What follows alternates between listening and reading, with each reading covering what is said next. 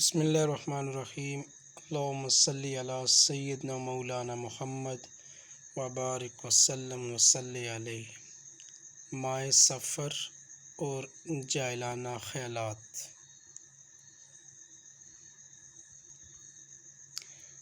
سفر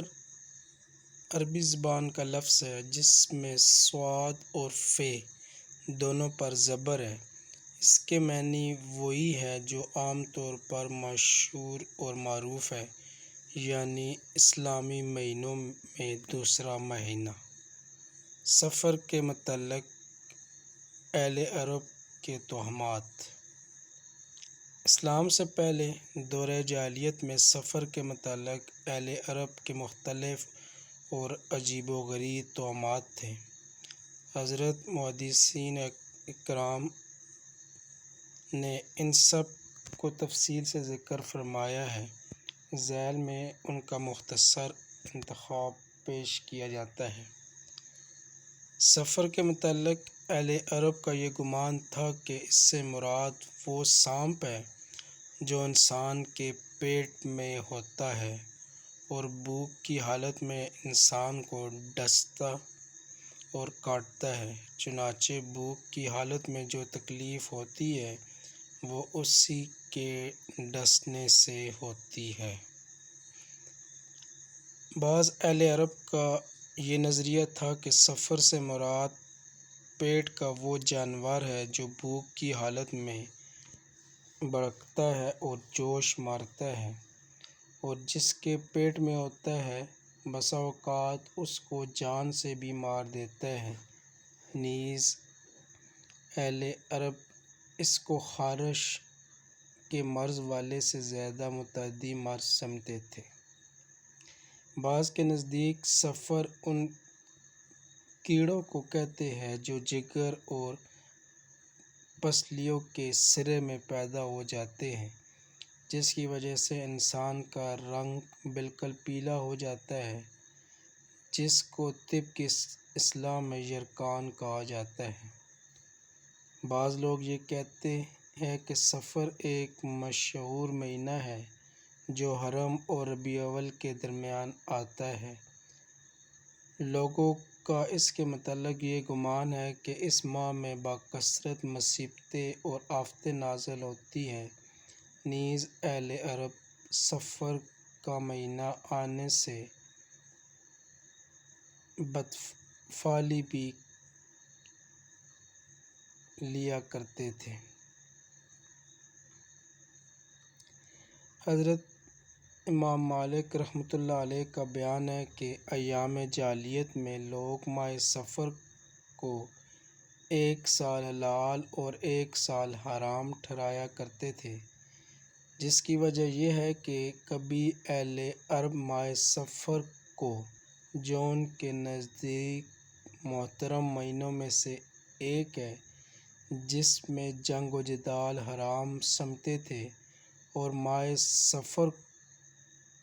کو بڑھا کر اور ماہ محرم کو بڑھا کر سفر کو بھی اس میں شامل کر لیتے اور جنگ و جدال کو سفر میں بھی ناجائز قرار دیتے، اور کبھی سفر کو محرم سے علیحدہ قرار دے کر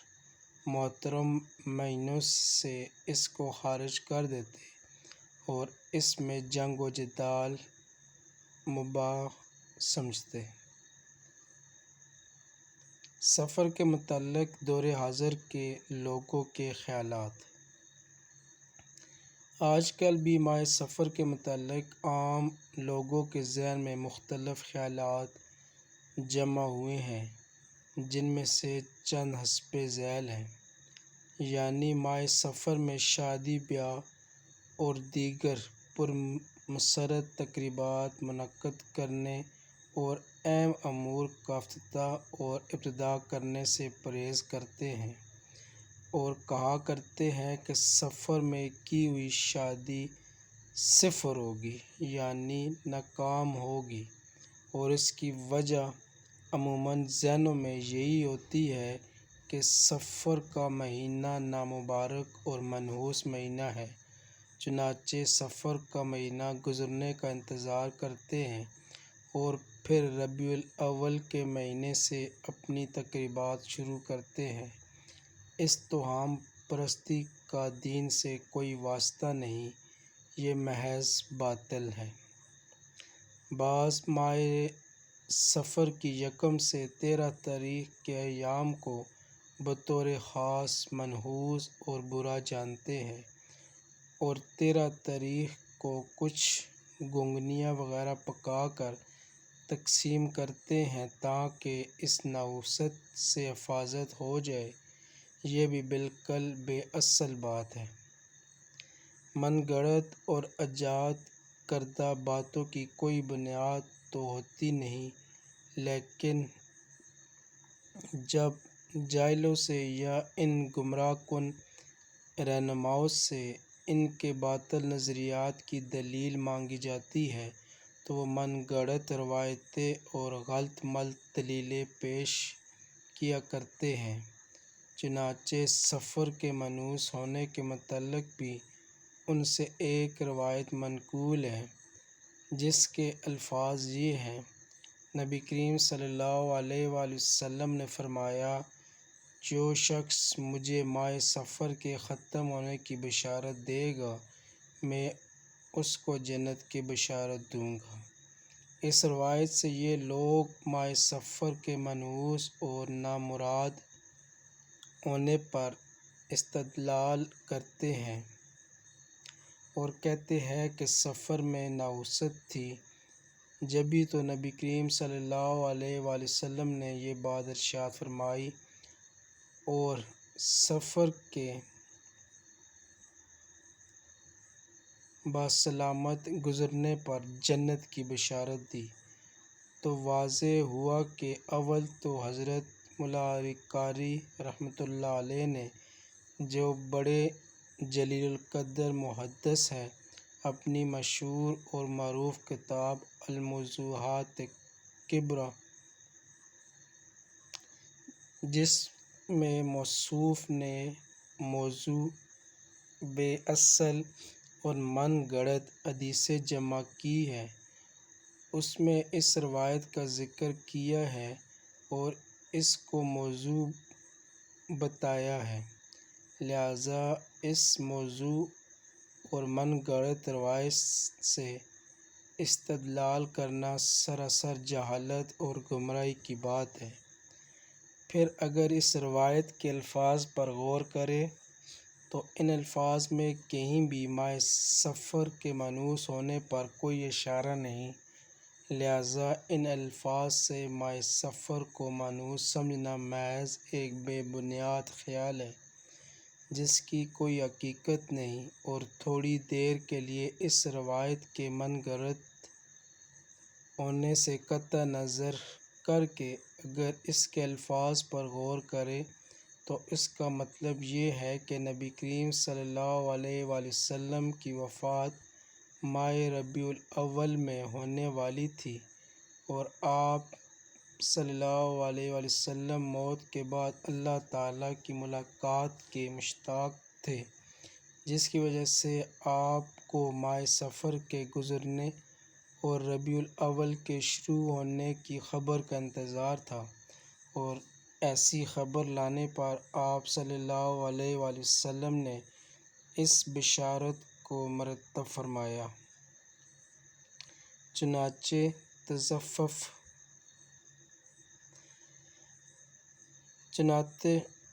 تصوف کی بعض کتابوں میں اسی مطلب کو پیش نظر رکھتے ہوئے اس روایت کا ذکر کیا گیا ہے، لیکن ماہ صفر کے مہینے کی نحوست اس سے قطعاً ثابت نہیں ہوتی۔ بعض لوگ بالخصوص مزدور طبقہ صفر کی آخری بدھ کو عید مناتا ہے۔ اس دن کاریگر اور مزدور کام نہیں کرتے۔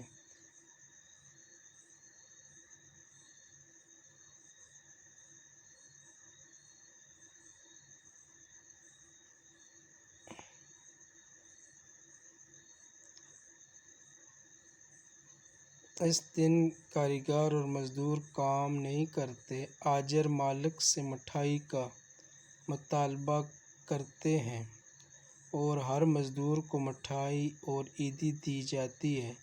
یہ بھی محض بے اصل بات ہے اور واجب الترک ہے۔ بعض لوگ اس دن چھٹی کرنے کو اجر و ثواب کا موجب سمجھتے ہیں، اور مشہور ہے کہ اس دن نبی کریم صلی اللہ علیہ وآلہ وسلم نے غسل صید فرمایا تھا۔ اس کی بھی کچھ اصل نہیں، بلکہ اس دن تو نبی کریم صلی اللہ علیہ وآلہ وسلم مرض وفات کی ابتدا ہوتی تھی، اور آپ صلی اللہ علیہ وآلہ وسلم کے مرض وفات پر خوشی کیسی۔ بعض لوگ اس دن گھروں میں اگر مٹی کے برتن ہو تو ان کو توڑ دیتے ہیں، اور اسی دن بعض لوگ چاندی کے چھلے اور تعویذات بنوا کر ماہ صفر کی نحوست، مصیبتوں اور بیماریوں سے بچنے کی غرض سے پہنا کرتے ہیں۔ یہ خالص وہم پرستی ہے جس کو ترک کرنا واجب ہے۔ زمانہ جاہلیت میں ماہ صفر کے متعلق بکثرت مصیبتیں اور بلائیں نازل ہونے کا جو اعتقاد اوپر نقل کیا گیا ہے، اس کی بنیاد پر بعض مذہبی لوگوں نے بھی اس ماہ کو مصیبتوں اور آفتوں سے بھرپور قرار دیا ہے، حتیٰ کہ لاکھوں کے حساب سے آفات اور بلیات کے نازل ہونے کی تعداد بھی نقل کر دی ہے، اور اسی پر اکتفا نہیں کیا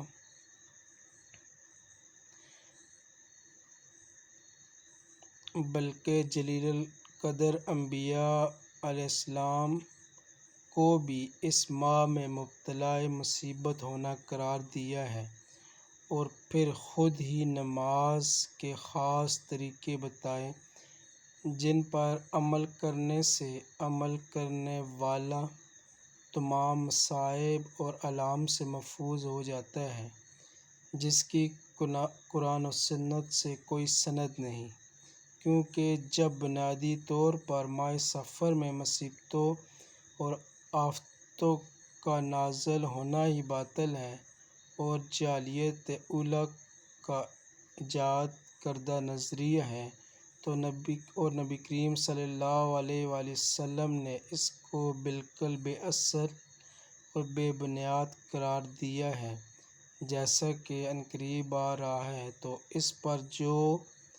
بنیاد بھی رکھی جائے گی وہ بھی باطل اور غلط ہی ہوگی۔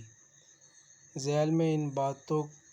کا ایک اقتباس دیا جاتا ہے تاکہ بخوبی سمجھ کر اجتناب کرنا آسان ہو۔ دوسرا مہینہ سال میں صفر المصفر کا ہوتا ہے۔ یہ مہینہ نزول بلاغ کا ہے۔ تمام سال میں 10,80,000 بلائیں نازل ہوتی ہیں، ان میں سے 9,20,000 بلائیں صرف ماہ صفر میں نزول کرتی ہیں۔ چنانچہ حدیث شریف میں آیا ہے کہ جو کوئی ماہ صفر کے گزرنے کی خوشخبری سنا دے، میں اسے بہشت میں داخل ہونے کی بشارت دوں۔ حضرت آدم صفی اللہ سے لغزش ہوئی تو اسی مہینے میں ہوئی۔ حضرت ابراہیم علیہ السلام آگ میں ڈالے گئے تو اول تاریخ صفر کی تھی۔ حضرت ایوب علیہ السلام جو مبتلا بلا ہوئے تو اسی مہینے میں ہوئے۔ حضرت زکریا علیہ السلام، یحییٰ علیہ السلام اور یونس علیہ السلام اور حضرت محمد سید الانبیاء صلی اللہ علیہ وآلہ وسلم سب مبتلا بلا اسی مہینے میں ہوئے۔ حضرت ابیل بھی اس میں شہید ہوئے، اسی لیے شب اول اور روز اول ماہ سفر میں ہر مسلمان کو چاہیے کہ 4 رکعت اس طرح پڑھے کہ پہلی رکعت میں بعد سورۃ فاتحہ 15 بار سورۃ الکافرون اور دوسری میں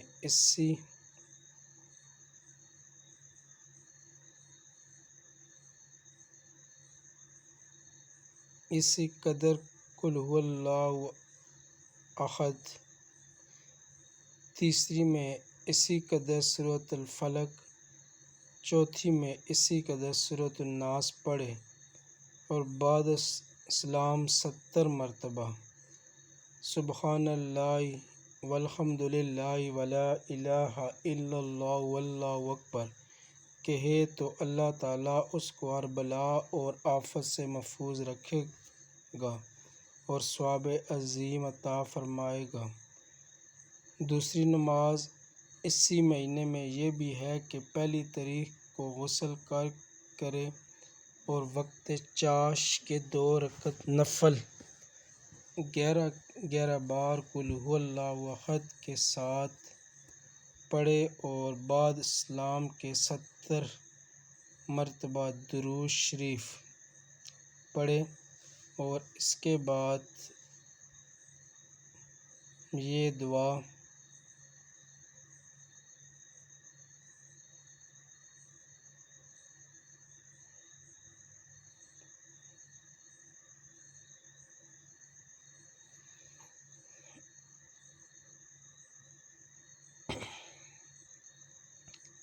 اے اللہ دور رکھ مجھ سے برائی اس دن کی اور بچا مجھ کو اس کی برائی اور نجات دے مجھ کو اس چیز سے جو پہنچے اندر اس کے نحوست اور سختیوں سے اپنے فضل سے۔ اے شروں کو دور کرنے والے اور ہے مالک قیامت کے اے سب مہربانوں کے مہربان۔ آخری 4 شنبہ 2 رکعت نفل پڑھے، ہر رکعت میں بعد الحمدللہ کے 3 بار قل ہو اللہ احد پڑھے، بعد سلام کے الم نشرح اور والتین اور اذا جاء اور سورۃ اخلاص ان سب کو 80 مرتبہ پڑھے۔ اللہ تعالیٰ اس نماز کی برکت سے اس کے دل کو غنی کر دے گا۔ یہ تمام باتیں محض غلط اور بے بنیاد اور من گھڑت ہیں۔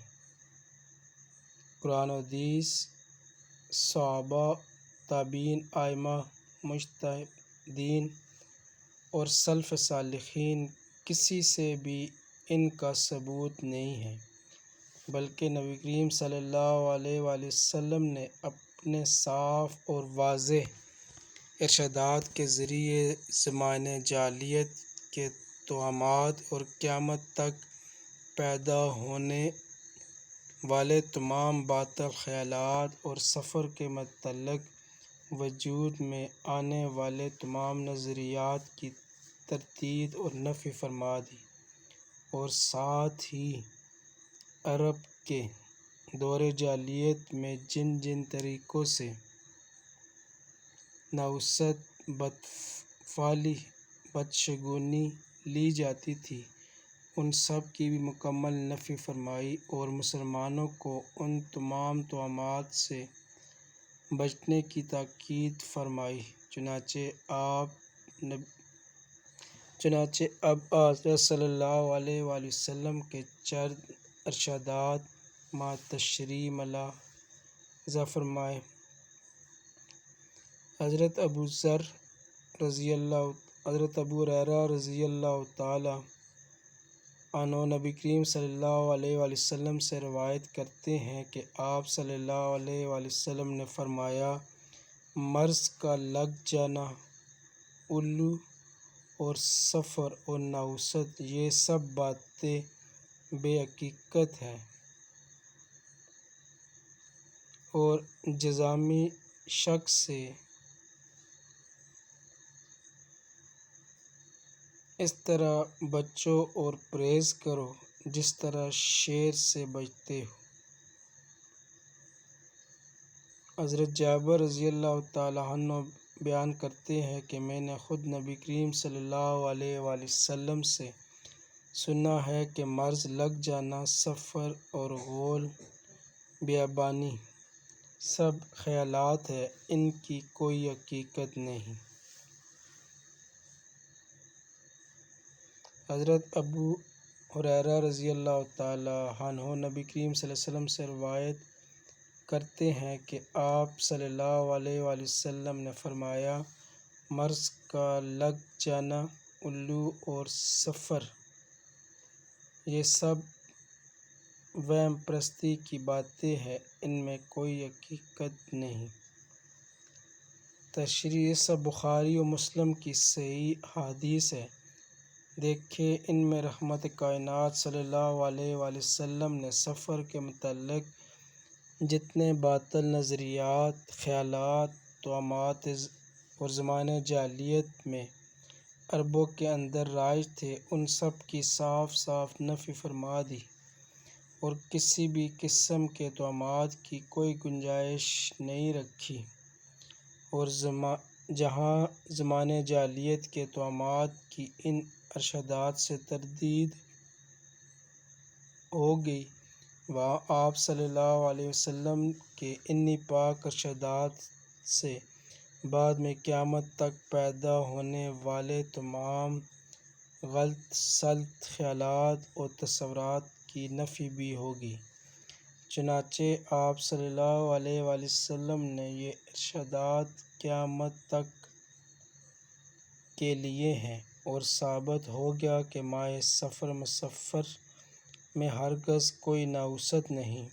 اور آفات و بلیات اور امراض بھی اس مہینے میں نازل نہیں ہوتے۔ مذکورہ بالا حدیث میں نبی کریم صلی اللہ علیہ وسلم نے 3 چیزوں کی نفی فرمائی۔ سب سے پہلے آپ صلی اللہ علیہ وسلم نے جس چیز کی نفی فرمائی وہ ایک بیماری کا دوسرے کو لگنا ہے، جس کی تفصیل یہ ہے کہ زمانہ جاہلیت میں لوگوں کا یہ اعتقاد تھا کہ بیمار کے پاس بیٹھنے یا اس کے ساتھ کھانے پینے سے اس کی بیماری دوسرے تندرست اور صحت مند آدمی کو لگ جاتی ہے، اور یہ لوگ ایسی بیماری کو عدوی یعنی متعدی مرض اور چھوت کی بیماری کہتے تھے۔ قدیم و جدید طب میں بھی بعض بیماریوں کو متعدی اور چھوت کی بیماری قرار دیا گیا ہے، مثلاً کوڑھ، خارش، چیچک، خسرہ، گنتھ،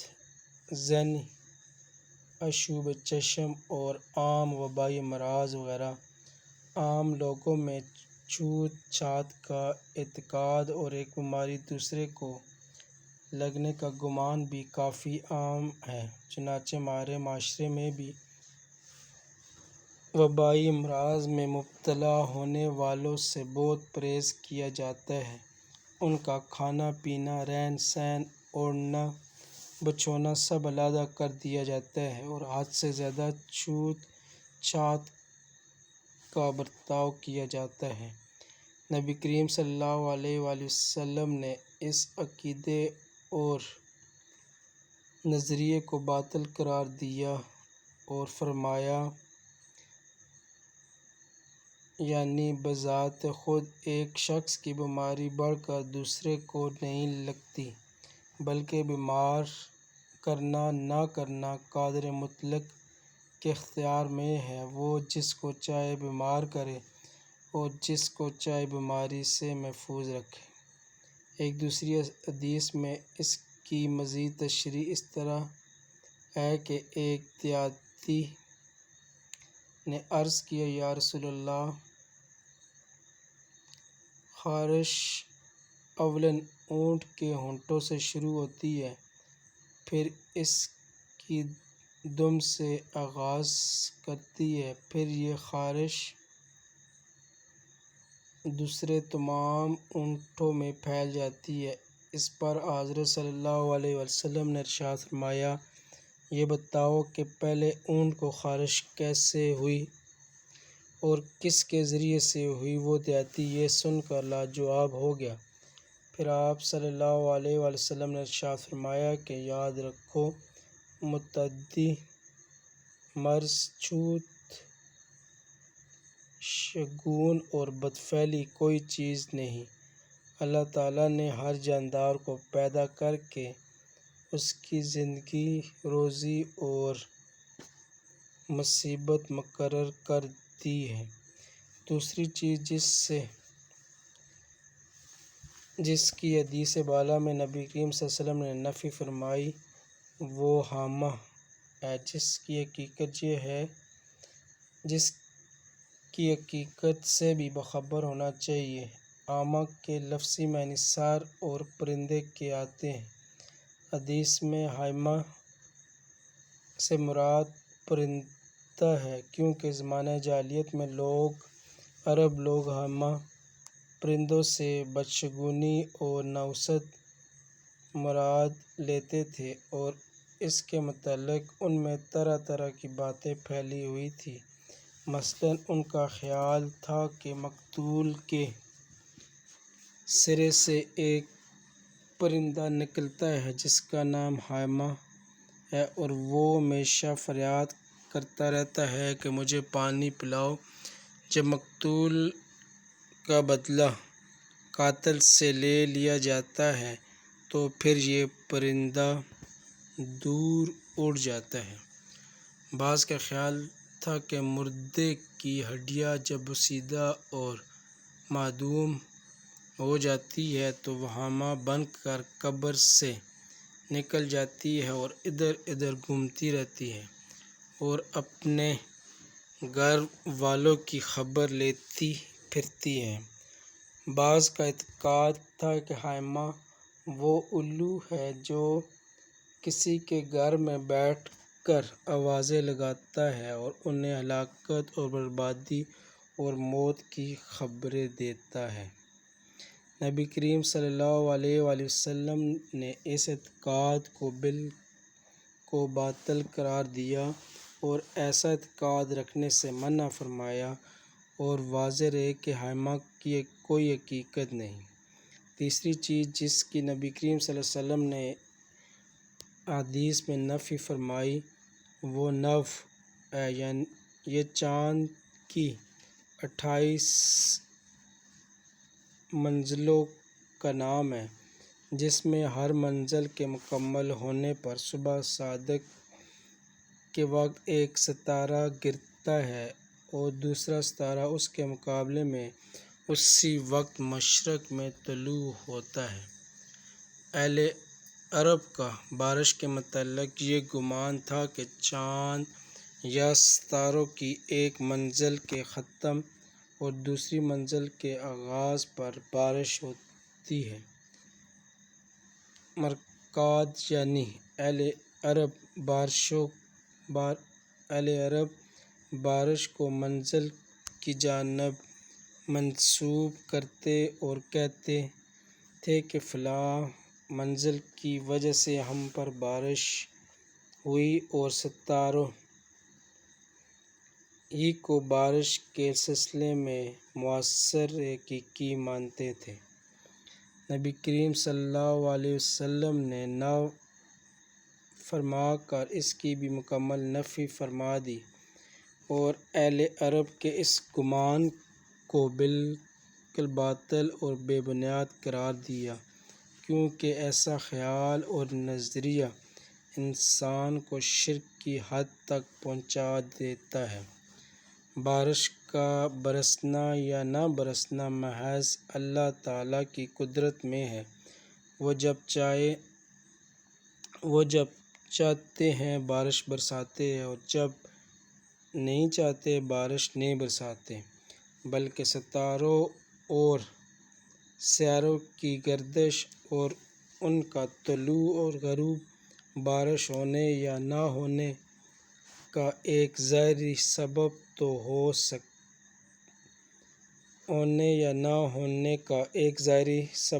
ہو سکتے ہیں، لیکن مؤثر حقیقی ہرگز نہیں ہو سکتے۔ مؤثر حقیقی اور قادر مطلق معاذ اللہ مؤثر حقیقی اور قادر مطلق محض اللہ تعالیٰ کی ذات ہے۔ چوتھی چیز جس کی نبی کریم صلی اللہ علیہ وسلم نے مذکورہ بالا حدیث میں نفی فرمائی ہے وہ سفر ہے، اور مائے سفر میں ذاتی طور پر کوئی نحوست نہیں جس کی تفصیل گزر چکی ہے۔ اللہم صلی علی سیدنا و مولانا محمد وبارک وسلم وصلی علیہ۔